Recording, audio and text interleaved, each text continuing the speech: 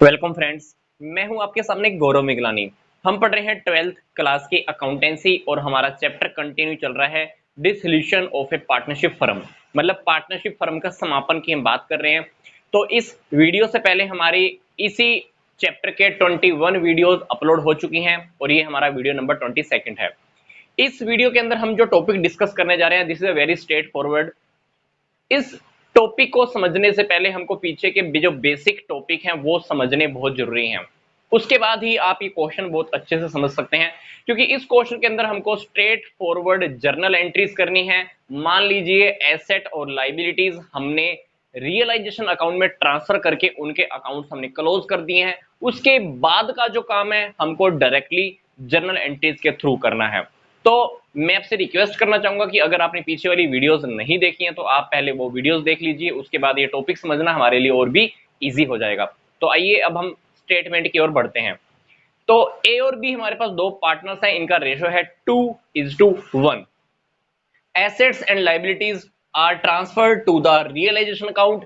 Asset और liabilities के जो भी अकाउंट हैं हम वो रियलाइजेशन अकाउंट में ट्रांसफर करके उनको क्लोज कर चुके हैं। हमको इन टॉपिक्स के ये जो हमारे पास 6 ट्रांजैक्शन दी हुई हैं इनकी हमको जर्नल एंट्रीज करके दिखानी है। मैं आपको फिर से रिपीट कर रहा हूं, एसेट एंड लाइबिलिटीज हमारी रियलाइजेशन अकाउंट में ट्रांसफर होकर उनके अकाउंट क्लोज हो चुके हैं। तो उसके बाद के काम अब हमको करके दिखाने हैं। सिंपल सी बात, जैसे कि पहली transaction outstanding bill 4000 paid of. हमको एक आउटस्टैंडिंग का बिल था 4000 का, उसकी पेमेंट हमने अब कर दी है। सोचकर देखो कि ये वाला बिल लाइबिलिटी है, रियलाइजेशन अकाउंट के अंदर पहले ही इस बात के अकॉर्डिंग ट्रांसफर हो चुका है। तो ट्रांसफर होके ये अकाउंट तो पहले क्लोज हो चुका होगा। अब हमको जो पेमेंट करनी है, पेमेंट कैसे करेंगे हम? अगर हम रियलाइजेशन अकाउंट के फॉर्मेट को जरा ध्यान में लेकर आए, जर्नल एंट्री की बात नहीं कर रहा मैं आपको, अगर रियलाइजेशन अकाउंट का फॉर्मेट अगर मैं आपके सामने दिमाग में लेकर आऊं तो देखो, जब आउटस्टैंडिंग का ये बिल आपने बैलेंस शीट से उठाकर रियलाइजेशन अकाउंट के अंदर फेंका होगा तो कहां पे फेंका होगा? यहां पे। ये फेंक कर इस स्टेटमेंट के अकॉर्डिंग पहले से ही अकाउंट हमने क्लोज तो कर दिया। अब आपको क्या बोल रहा है कि इस बिल की हमको पेमेंट करनी है। और जब भी हम लाइबिलिटीज की पेमेंट करते हैं कहां पे करते हैं? यहां पे करते हैं। क्या लिखते हैं? To bank account. तो ये वाला अकाउंट कौन सा होता है? Realisation account. रियलाइजेशन अकाउंट के अंदर लाइबिलिटीज मतलब ये पहले ही ट्रांसफर हो चुका है, इसकी ट्रांसफर करने की एंट्री करके नहीं दिखानी। एंट्री क्या करके दिखानी है? इसकी पेमेंट करने की। और जब हम इसकी पेमेंट करेंगे तो पेमेंट करने के नाम पे हम यहाँ पे क्या लिखेंगे? To bank account. तो सिंपल सी बात है, हमने आउटस्टैंडिंग बिल की ये 4000 की पेमेंट की है तो हमने यहां पर क्या लिखा है? To bank account. मतलब realisation account debit to bank account. ठीक है, तो हमको इस पहली वाली ट्रांजैक्शन की जर्नल एंट्री क्या करनी है? यहां देखो, रियलाइजेशन आपको कंप्लीट लिखना है, मैं शॉर्टकट में लिख रहा हूं, realisation account debit to bank account. कितना अमाउंट है? 4000 का। अगर आप यहां पर गलती से आउटस्टैंडिंग एक्सपेंसेस या और कुछ लिख देते हैं तो आपकी एंट्री गलत हो जाएगी। मैं आपको फिर से बोल रहा हूं, आउटस्टैंडिंग बिल का ये अमाउंट हमारी लाइबिलिटी है। स्टेटमेंट के अकॉर्डिंग हमने ये अमाउंट पहले से ही रियलाइजेशन अकाउंट के अंदर ट्रांसफर कर दिया है। अब हमारा काम सिर्फ इतना सा था, हमको जिस काम की जर्नल एंट्री करके दिखानी है वो है कि हमको सिर्फ इसकी पेमेंट करके दिखानी है। पेमेंट करनी है तो पेमेंट आप आउटस्टैंडिंग बिल के नाम से नहीं करोगे, ब्रैकेट में हम चाहे यहां पे लिखना चाहे तो लिख सकते हैं, पर जर्नल एंट्री अगर हम करेंगे तो क्या आएगी? क्योंकि जर्नल एंट्री हमारी इसी के बिहाफ पे होगी, क्योंकि हमने अमाउंट कहां पे लिखा? रियलाइजेशन अकाउंट के डेबिट साइड में टू बैंक अकाउंट। तो हमको जर्नल एंट्री भी इसी के बिहाफ पर ही करनी है। आउटस्टैंडिंग बिल का हमने यहाँ पर नेम यूज क्यों नहीं किया है? मैं आपको फिर से रिपीट कर रहा हूं, आउटस्टैंडिंग बिल का जो अमाउंट है ऑलरेडी वो अकाउंट क्लोज हो चुका है जैसे ही हमने उसको वहां पर ट्रांसफर किया था, क्योंकि ये ट्रांसफर पहले ही कर चुके हैं। अब हमको बस पेमेंट करने की एंट्री करनी है। पेमेंट हमने कहां पे की है? रियलाइजेशन अकाउंट के डेबिट में, इसलिए हमने यहाँ पे रियलाइजेशन अकाउंट को वर्ड को ही यूज किया है। इसी तरह से ही हमको बाकी की ट्रांजैक्शन का भी जर्नल एंट्री करना है। Second, an unrecorded machine sold 10,000। हमारे पास एक 10,000 की अनरिकॉर्डेड मशीन थी। मशीन की वैल्यू पता कितनी थी? मुझे नहीं पता, पर वो मशीन हमने कितने में सेल किया है, 10,000 की हमने सेल की है। सिंपल सी बात, जब भी कोई अनरिकॉर्डेड आप एसेट सेल करते हो, जब भी कोई आप अनरिकॉर्डेड एसेट सेल करते हो तो कहां लिखते हैं, रियलाइजेशन अकाउंट की क्रेडिट साइड में। पर लिखते क्या है यहाँ पे, बाय बैंक अकाउंट या बाय कैश अकाउंट। कितना अमाउंट लिखना है, 10,000। तो अल्टीमेटली हमने अभी भी प्रॉपर्टी का तो नाम यूज ही नहीं किया, एंट्री क्या करनी है, एंट्री के अकॉर्डिंग हमारा बैंक में पैसा आ जाएगा, रियलाइजेशन अकाउंट के क्रेडिट साइड में लिखा है, इसलिए रियलाइजेशन अकाउंट को हम क्या करेंगे, क्रेडिट करेंगे। तो ये वाली एंट्री अब हम करके देख लेते हैं। बैंक अकाउंट डेबिट, कितना अमाउंट आया है, 10,000 टू रियलाइजेशन अकाउंट 10,000, ये हमने जर्नल एंट्री कर दी।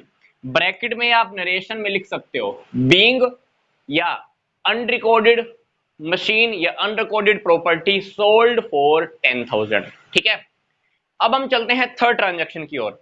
Furniture worth rate 5,000 was taken over by the B at the 4,500। B हमारा एक पार्टनर है, हमारा फर्नीचर था, बुक वैल्यू थी वैसे तो उसकी 5,000, ये तो हम ऑलरेडी रियलाइजेशन अकाउंट में ट्रांसफर कर ही चुके हैं। ये प्रॉपर्टी बी कितने में लेके गया है, 4,500। तो बी के कैपिटल को हम डेबिट कर देंगे। किस लिए कर देंगे, अरे भाई बिजनेस की प्रॉपर्टी लेके जा रहा है तो उसकी कैपिटल कम करना बनता है। तो बिजनेस क्या करेगा, उसकी कैपिटल को कम कर देगा, कितने रुपए से, 4,500 से, क्योंकि वो 4,500 में ही लेकर गया है।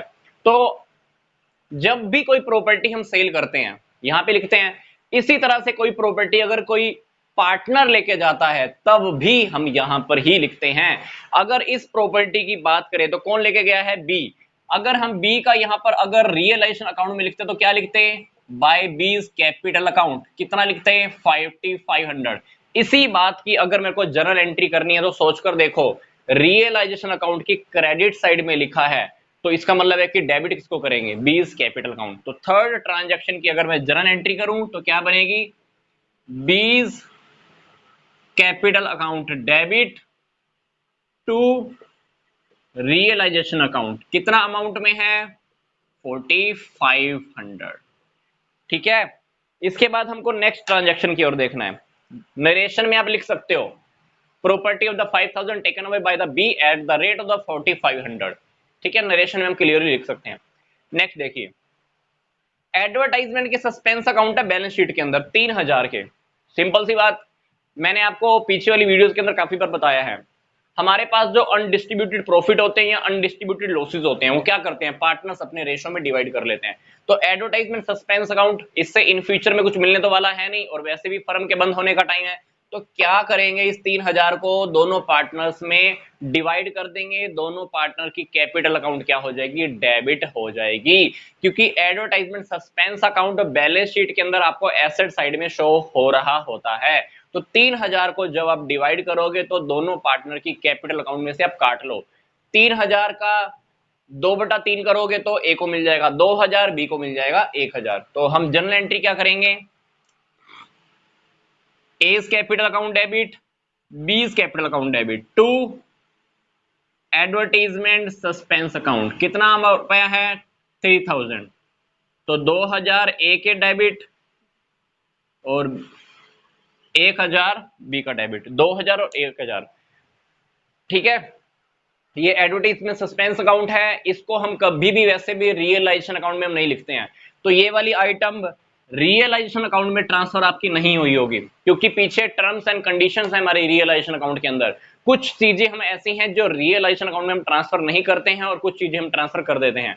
तो इस टॉपिक को देखने के लिए एक वीडियो पहले से ही अपलोड हो चुका है, उसका मैंने थंबनेल भी डाला हुआ है कि items are not to be included in realisation account, वहां पर आपको इस टॉपिक को स्टडी करने को बहुत अच्छे से मिल सकता है। तो एडवर्टाइजमेंट सस्पेंस अकाउंट हमने रियलाइजेशन अकाउंट में नहीं डाला होगा, हालांकि इसने बोला था, पर ये आइटम आपकी रियलाइजेशन अकाउंट में नहीं गई होगी।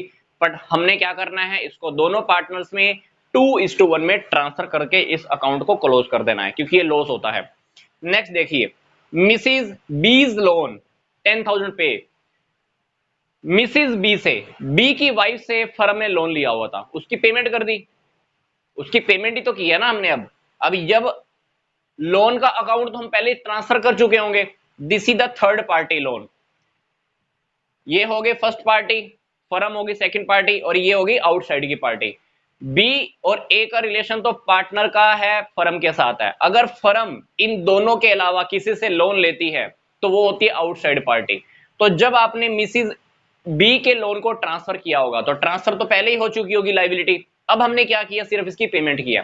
पेमेंट की होगी तो आपने पेमेंट कहां पे की होगी, रियलाइजेशन अकाउंट की डेबिट साइड में। क्या लिखा होगा, टू बैंक अकाउंट, कितना अमाउंट, 10,000।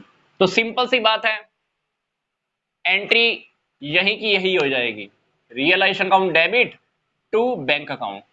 ब्रैकेट में लिख देना Mrs B's loan paid, B की वाइफ का जो लोन हमने लिया हुआ था फर्म ने 10,000 का, उसकी हमने पेमेंट कर दिया, सिंपल सी बात। नेक्स्ट ट्रांजेक्शन देखते हैं।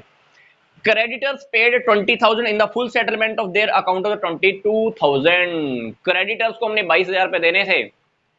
22,000 के क्रेडिटर तो हालांकि हम पहले से ट्रांसफर कर चुके हैं इस स्टेटमेंट के अकॉर्डिंग। हमको क्या करना है, सिर्फ पेमेंट करने के बाद की एंट्री करके दिखानी है। क्रेडिटर्स को पेमेंट कितनी की हमने, 20,000। जितनी पेमेंट की आप उतने ही रुपए की आप जर्नल एंट्री करके दिखाओगे। क्रेडिटर्स को जब ट्रांसफर किया होगा तो कहां पे लिखा होगा, क्रेडिट में। पेमेंट करेंगे तो कहां पे लिखेंगे, यहां पे, क्योंकि लायबिलिटीज की पेमेंट हम यहां पे डेबिट साइड में करते हैं। तो क्या लिखेंगे, टू बैंक अकाउंट, कितना, 20,000। तो सिंपल सी बात है, ब्रैकेट में तो आप लिख सकते हो क्रेडिटर्स। तो हमने क्रेडिटर्स को भी पेमेंट करनी है तो कहां पे करेंगे, डेबिट में। तो ये 20,000 की पेमेंट कर दी, यहां पे ब्रैकेट में हम लिख देना नरेशन में क्रेडिटर्स ऑफ 22,000 पेड 20,000। ठीक है, बस हमको छोटी सी बात नरेशन में क्लैरिफाई करनी होती है। तो ये टॉपिक हमको समझना तब और भी आसान हो जाएगा जब हमने पीछे वाली वीडियोस को देखा है, क्योंकि पीछे वाली वीडियोस के अंदर मैंने आपको छोटे छोटे बेसिक टॉपिक क्लियर किए हैं। तो अगली वीडियो के अंदर भी कुछ इस तरह से टॉपिक हम डिस्कस करेंगे। तो यहां तक का वीडियो देखने के लिए आपका धन्यवाद।